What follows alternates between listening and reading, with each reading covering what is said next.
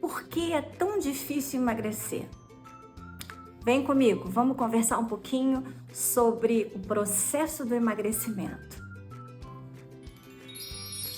Vocês já me ouviram falar aqui nesse perfil que a obesidade é uma doença multifatorial, sim, com diversas causas.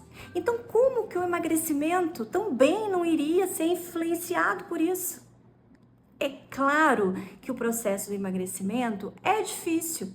E por que é difícil? Porque a gente está falando de fatores fisiológicos, né? E aí a gente está falando de metabolismo. Tem pessoas que têm um metabolismo mais rápido, pessoas que têm um metabolismo mais lento.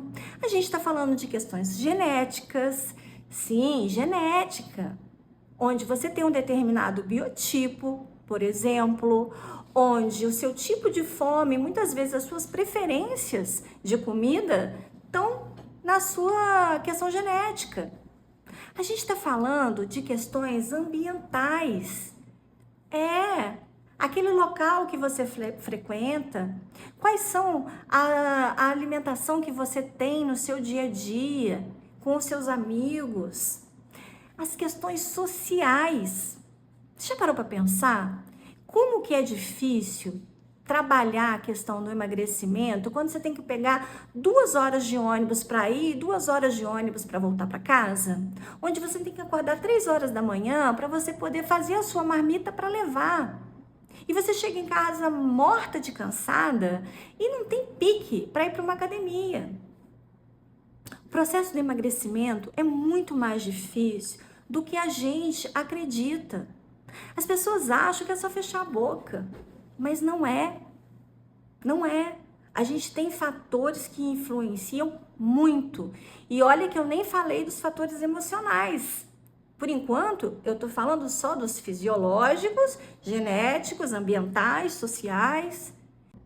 E a gente tem sim questões de saúde mental, de descontrole das nossas emoções, onde muitas vezes a gente desconta na comida.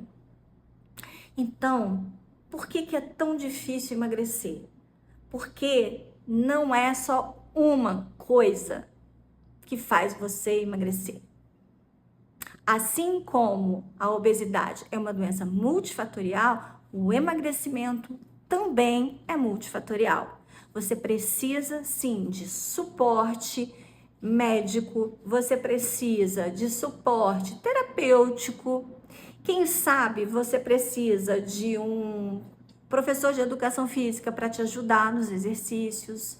Você precisa ver as questões sociais e ambientais em que você está inserido, para ver o que você consegue fazer. Então vamos parar de simplificar o que não é simples.